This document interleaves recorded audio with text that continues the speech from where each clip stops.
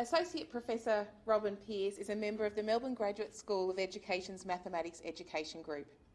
In her years with the University of Melbourne, Robyn has primarily worked with practising teachers through the university's Masters of Numeracy and Master of Education course, and also through various professional development programs.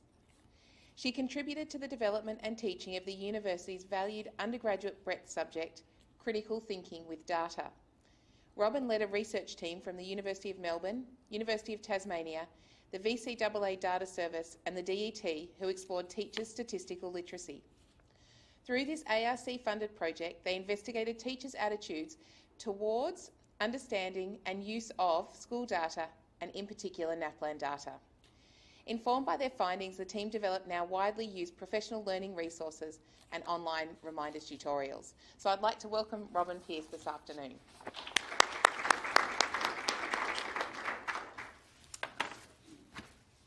Thank you. Thank you. So here we go. So it seems to me that there are many sources of data that you have to deal with, and this can feel somewhat overwhelming at times. And I like data, so for me, I actually thought about, except it was a bit complicated, actually getting a piñata and having a data piñata here, and that we could have bashed and extracted the data from it. Because it seems to me that whilst there are many sources of data, there are also many people who want you to be able to talk about your data and account for your data and explain your data and say why it's the way it is and not some other way, and that it can feel much more like the piñata is after you rather than you're after the piñata. So we certainly gained that sense in collecting data from schools, that was the feeling, and I'm certainly in the people that I interact with, there are people like me who like the data, but regardless, there's this sense of a lot of pressure that can be associated with it. Now, the project that Kate's just mentioned involved all those people, and we had a very interesting time collecting data across primary and secondary schools across the state from over the total project, I suppose, from about 1,000 teachers. And they weren't, the data person from each school. They were actually randomly selected. So it meant that we got to meet and talk to people who felt a range of attitudes towards dealing with that data. What we found were things like this. So we found that some positives, that in fact 82% thought that it identified topics that their school needed to pay attention to, and we were talking about system reports on student achievement. So NAPLAN, the school report stuff that comes out from the Department of Education, those sort of global reports. And I was frankly surprised that that was that high, but yes, it was. Useful for informing whole school planning. Well, that's what it's designed for, so that's quite good. Helpful for grouping students. If that's what you want to do, that's what people thought it was helpful for, and helpful for planning my lessons. So the wording of these things came out of conversations we'd had with teachers. Now, even in the ones that are high, which people could feel sort of, well, that's really good, I think you all know or have met some of the 20% who can make things really hard because they really, really, really don't like using data. One of the things that prompted me into this project was one of my friends who's a super teacher and who'd get really head up and angry about data and say that this was turning students into numbers and it wasn't helpful and it didn't treat them as people. And by the time you'd heard this half hour, I think you've probably met some people like that too. So just because most people thought there was some use in it doesn't mean that working with others isn't hard. Telling me things about my students that I had not realised. Well, it depends how you use it, but not so much. On the other hand, I thought the question was negatively worded. I don't feel I can adequately interpret the data I receive at my school. So only 15% of people thought they couldn't interpret the data. Okay? So most people, 85%, thought they could. Did they take too long to interpret? Well, 29% thought that, but most people didn't. And that the amount that I see is overwhelming, about a third. in our first meeting from our project team with the Department of Education, our first recommendation was send less. But I don't know that they've taken that on board. Now, what I haven't put into these slide set is that what we also did was to ask some questions which actually, I guess, tested people's understanding of the data. And for instance, while we found there that 85% basically thought they could understand the data, about 80% were wrong. So that is an issue, and people often look to the maths leaders in the school to be the ones who know about it. The people amongst those who were wrong included, in secondary schools, it included the maths teachers, and I'll show you why in a moment. But the issue is, it's quite tricky. If people don't think they understand the data, then they're open perhaps to having someone help them. But when they're confidently wrong, that's at all levels, whether you're working with foundation students or whether you're working with colleagues, it's always an issue. So just to get your head around, data is never just numbers. Okay, so data always comes in a context. Any of those exercises that you ever did at school where it said find the mean of the following 10 numbers are frankly rubbish, right? Because that's not data. Data is about something that's got meaning and a context. And so, yes, you've got to be able to read the values. You need to be able to compare values and analyse. But there's always the issues of what's the local context, which only you can know. You know what was happening in your school on that day or the week before or who those children are, etc. And there's the professional context in terms of interpreting it, and that's the maths teaching knowledge, sort of your understanding of where the misconceptions may be and what you can do about it. So it happens, like all of that is data, not just those numbers or graphs. So things like NAPLAN data are just a snapshot in time, and I happen to be looking at some snapshots in time, and you can spot the person you there. But if you just saw the formal photo, you might not understand why, when our hockey team got on a plane for Adelaide armed with our hockey sticks, people looked at us as if we were centennials and asked to be moved to seats further away than from the group. But shots in time each gives a different impression, and the data that you collect on something like a NAPLAN is just a shot in time snapshot that day of what was happening. It's not giving you the whole picture, and you might get quite a different picture on a different day.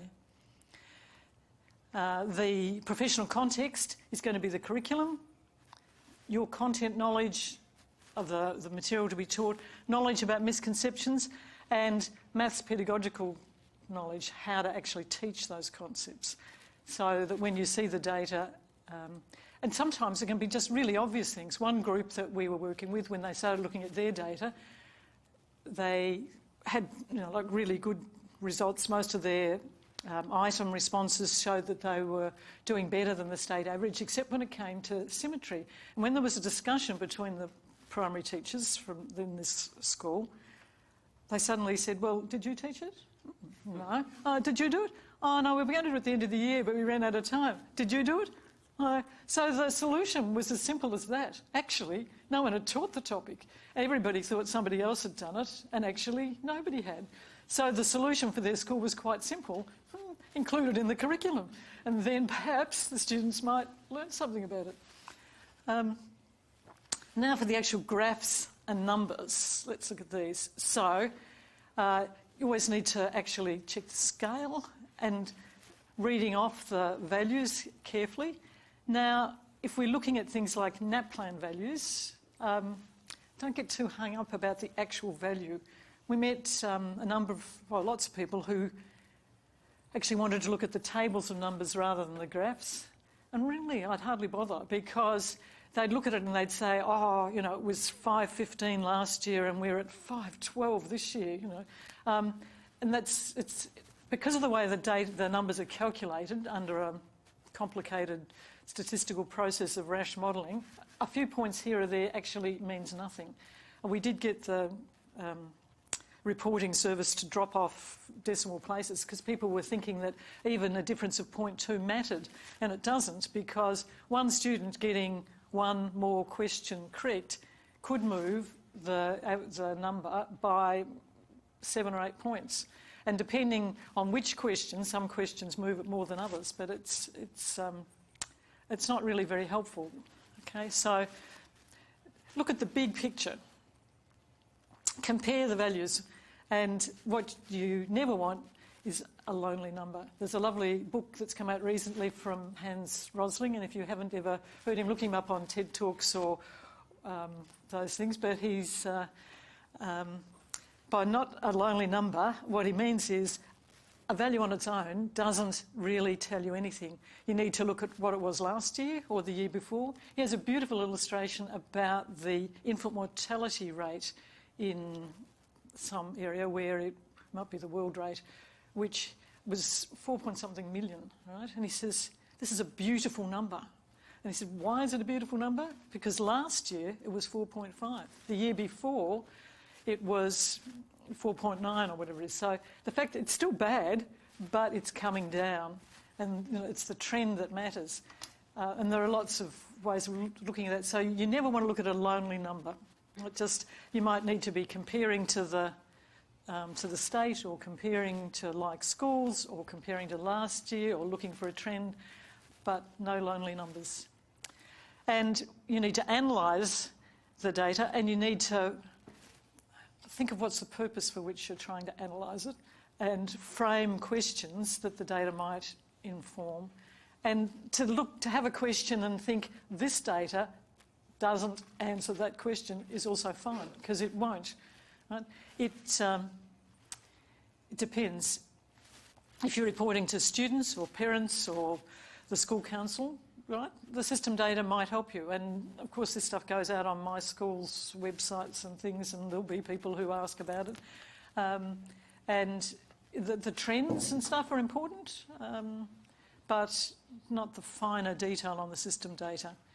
If you want to actually inform teaching, then the system data is of a bit of use, and we'll see some things which can help, but basically what's going to get you that finer detail of what are we going to do about it, and if the trend's going down, what are we going to do about it, how are we going to improve our teaching, then it's going to be much more about asking good questions of the students, asking good questions in class, finding out, identifying misconceptions, identifying your own misconceptions, trying to think of how to overcome those. So the system data is good for all the reporting purposes and is used for those, but it's at a global level, it'll tell you things about, perhaps for the long-term school plan and those things, but not for the day-to-day stuff.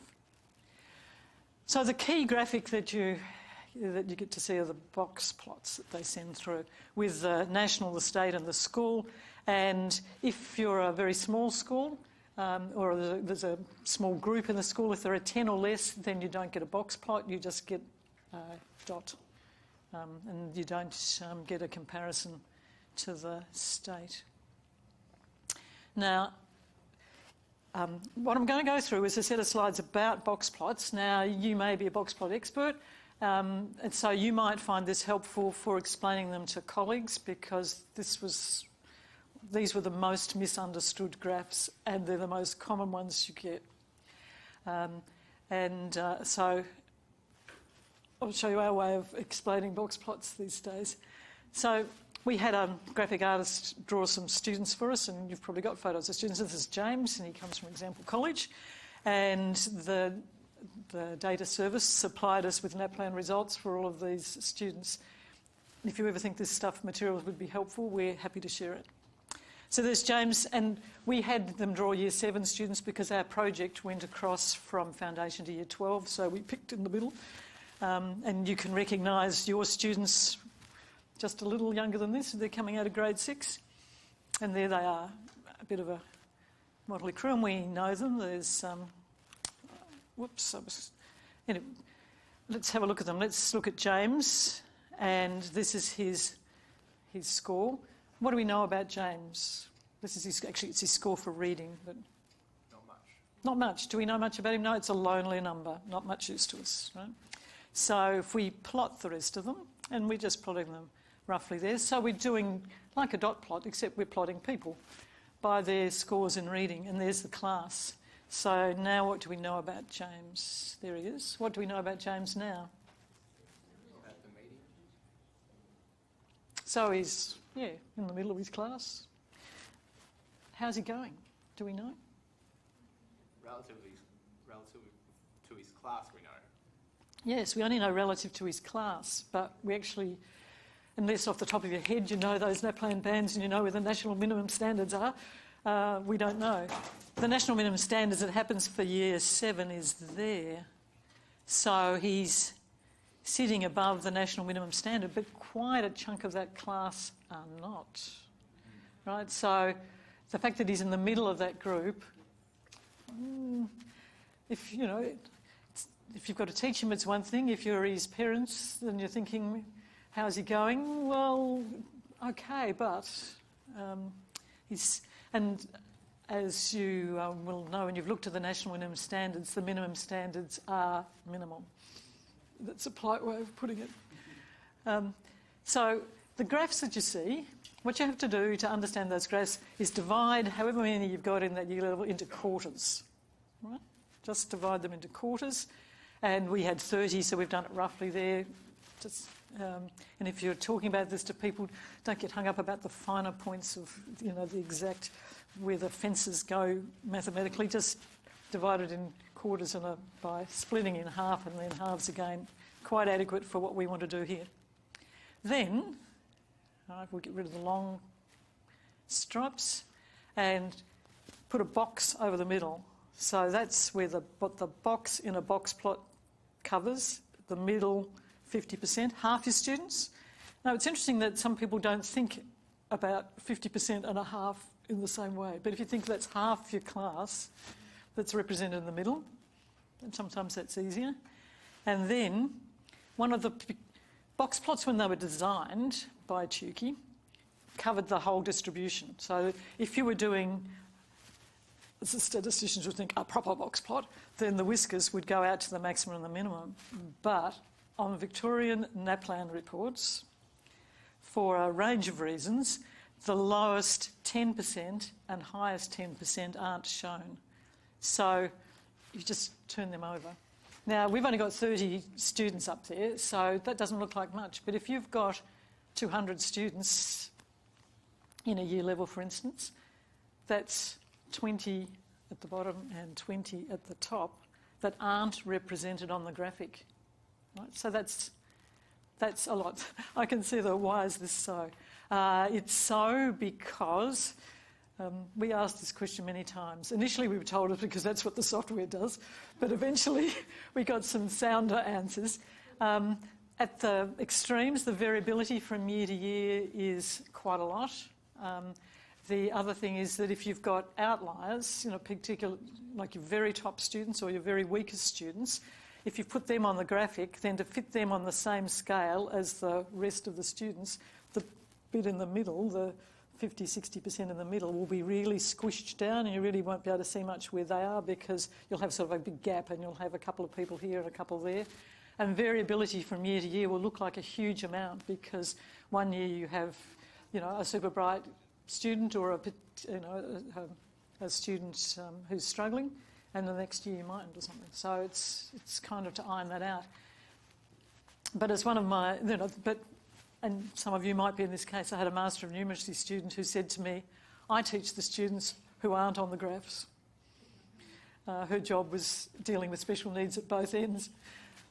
So the whiskers go out to the 90th and the 10th percentile, but those lowest and highest students aren't represented.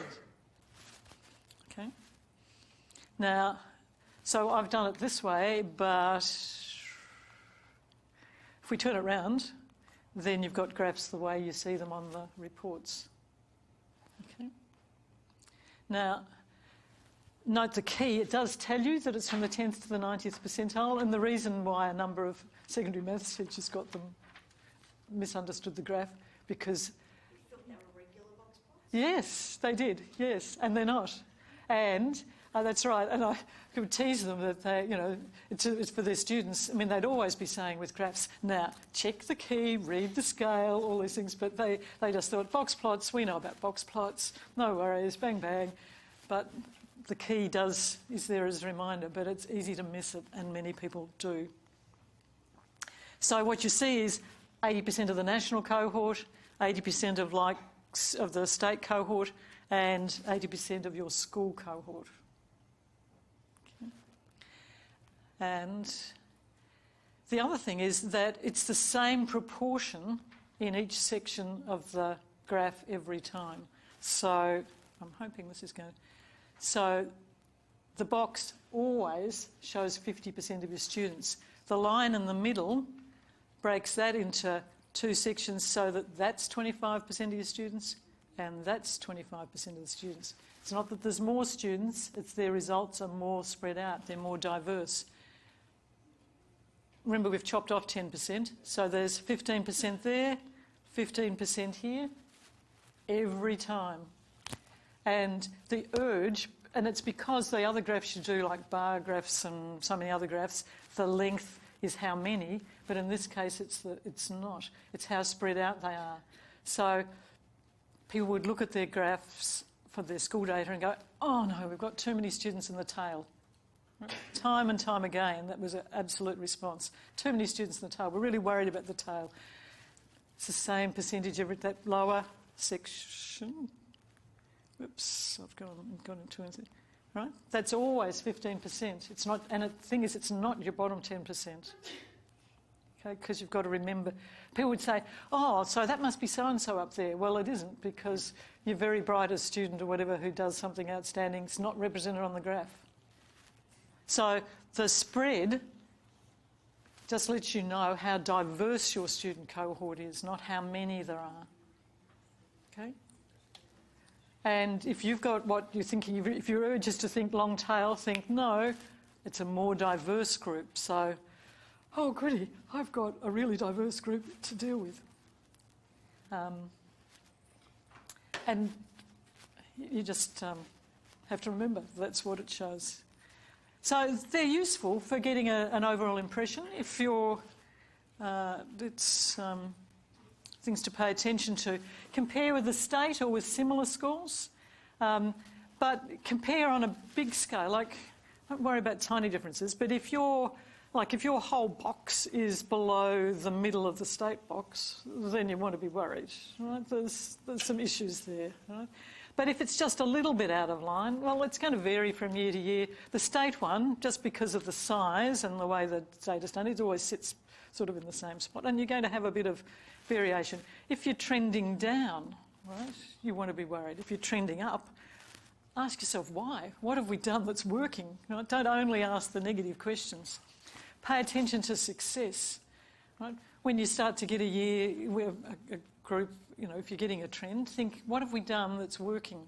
And or if the literacy or the writing or somebody else have got a trend going up and your maths trend isn't, then talk to them about what's working for them and how you can use that in your area. So don't just try and get people off the, oh no, we've got all these problems. Try and have a look at how you can move things forward in a positive way. And expect variation. Local knowledge is so important.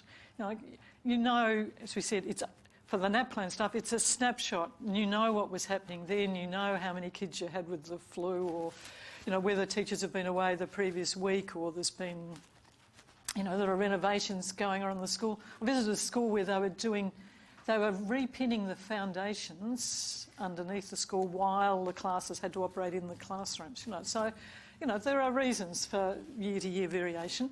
And don't spend too much time on this agonising over the small differences. Look at the big global stuff for this sort of data. The other report that is useful to look at to get a pattern of how you're going overall is the relative growth reports. You see these. So why is it needed? So the NAPLAN scale is not linear. And what happens is that, and it makes sense when you think about things conceptually. So there are sort of breakthrough points for kids. So it might be fractions, and you could non-professionally say suddenly they get it, and when they get it, that doesn't mean they get one more question right. They might get 3 more questions right, because suddenly they've actually understood what a fraction is, or they've actually understood a decimal number, and they've actually made its place value is actually clicked in. And that doesn't allow us a little step forward, it's a big step forward. And some questions are actually sort of more important than others. And the other thing is that there's a ceiling effect on the test, right? So, and which is going to be an issue because, particularly when you're getting further up the scale, is that it's only testing a limited number of bands, and if you've got a student who's actually operating above that, it's not going to pick that up. So let's look at... So relative growth, their definition is that it's their relative growth compared to all students in Victoria who had the same score 2 years prior. Okay, so let's think what this means. So here in 2014, 60,000 students, there they are, the 60,000 students. And of those, this group down here, all the lower group here, all got the same score for reading that year. Sorry, they got the same score for reading, not in this year, but 2 years previously. Right, so it means, and the tracking's done within your school. So the students who are in year 5 are looking back to what they did, the students who had the same thing in year 3. But this is, so your graphs will show how your students fit in, but they're part of a statewide group who got that score last time. If that makes sense, we'll try and show this. So of these students, 1,000 had a score for reading of 380 in year 5, and to determine their growth, what they do is to look at, they split them up. So these students, 2 years before, this is the state students who are on that score, all had the same score 2 years ago, and they look in terms of where they are 2 years later, whether they're in the top 25%, middle 50%, or lowest 50% for those. And it comes from a graph like this. So that's all of those students, this is their scores. Remember 2 years ago they were all on 380, and this is where they are now 2 years later. And the lowest 25, so it's fairly crude. We're just going in, we're going middle 50, top 25, and they get referred to as low, middle and high growth. So they were all on the same score 2 years ago. Now, 25% of them are here, 50% of them are here, and 25 are here. Robyn, can I just confirm? Yeah. So some students have gone backwards? Yes. On the test. That doesn't mean they've gone backwards. No. But their test has gone backwards. Oh, and not uncommon it's not uncommon to see, because you've only got to get one question, Yeah. Like, what I don't know how many questions are there? Yeah, you got lucky on the multiple choice one, and you didn't on the other, or you were bored that day and you didn't really try, or you were thinking about something else, or your mum's sick and you're thinking about that, or you're one of the high students, and for the high students it's not at all uncommon to see them go back because they got 1 or 2 questions wrong because, there was a really nice, like the koala was sitting outside the window, so, there's so many factors in this. It's... Yes, it's a different test as well, yes. Some questions will be at the same level because of the number of bands it covers, but yes, and it's a different test, yes. But there are scales. Yes, they're not being asked the same things, but what Duncan's saying is that some of them, they'd got 380 before, and there are a few of them who are now have shown a score less than that. That means that technically, according to the test, that they've done worse than they did in year 5. In year 5. Yes. According to that test. Yes. Yeah. And you'd think, well, who is... So So the graphs that you get are colour-coded, and they come like this, and they're ones like... So if you were sort of following the state pattern, you'd have... Whoops, I keep doing this. You'd have 25% here, 50 here, 25 here. So this example here, perhaps haven't got us... just... Again, it's not a small amount here or there you're not fussed about. But and this is just showing you that you get a report which does show you within the bands where the growth has been. But what's interesting to have a look at is just to think about the overall pattern in terms of your school planning. So these are two schools, and if you look here, School A has done a bit better than School B, and we won't worry about their scaled scores. I'm not into them. But if we look here at these two, this is what's interesting to look at. So these scores are in order from lowest to highest, okay? And School A, which had the highest scores for their Year 5s, if you look at their growth, the growth has been at this end. So they're top, higher, better. One could say they're students who scored best on NAPLAN test 2 years ago, right? But that's too much to say all the time. On the day of that test, have had the high growth, medium growth here, and in fact, for their students who were perhaps struggling back then, there's been lower growth. So, they can pride themselves on that our mean looks very good and they can report that to their school council, but in fact there's a group of kids that they're maybe not doing as well with as they should be. Yeah. I was going to ask, in terms of that variation where you get some students who are going backwards, do you see that more often in the writing assessment? Because we tend to see quite a bit of variation in that in terms of might be particular low students who perform really quite well in Year 3 and then are often sort of coming back by the time they get to... I actually don't know. Does anybody else, from your experience, did you see this in writing more than in other things? I think because writing is a prolonged experience for kids anyway. I think any of those variations you're talking about are going to be greater in writing because they've got to sit there for a long time and gather their thoughts. They try to write as their way of thinking about writing develops faster than their actual ability to put the words on paper to some extent. I think the other thing, one of our colleagues who was part of the research team had a son doing he was into secondary school, but he was doing NAPLAN that year.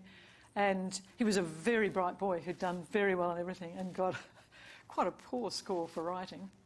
Well, he had absolutely no interest in the topic that was set that year, and he thought, blow this, and just didn't interest in him, so he just didn't try. So... And it's a one-question test. Yeah, that's right. And you've got humans, and they respond like humans. So I agree, it's very tricky to work out what it means. This other school here, and when the VCAA data people talk about this, this is the sort of pattern they'd like to be able to, they'd encourage people to see where you're getting higher growth.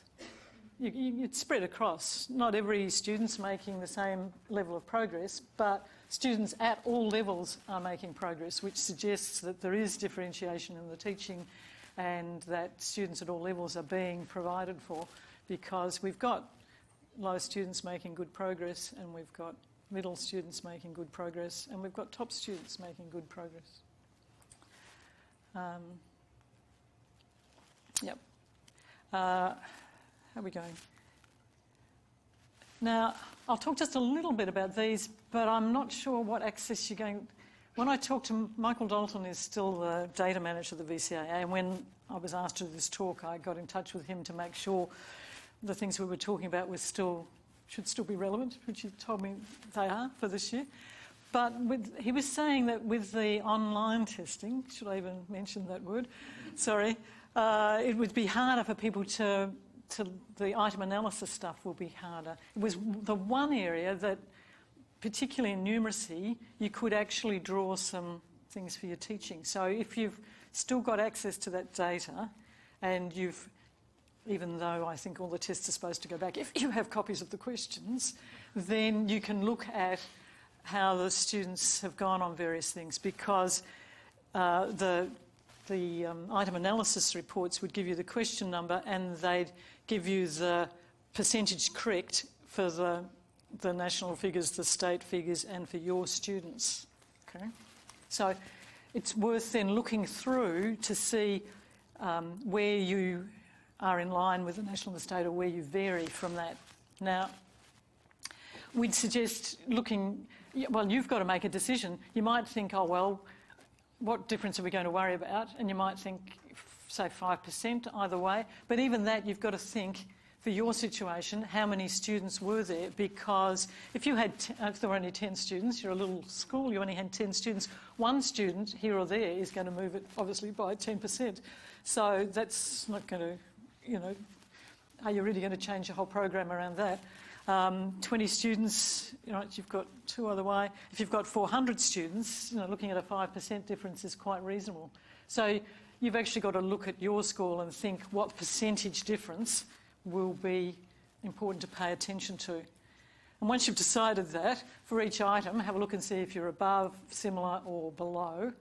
And again, look at the items above and work out what you're doing that's right, that's obviously working, and keep doing that, and encourage other people to do that, and encourage new people coming in to do it, and see if that can apply across other topics.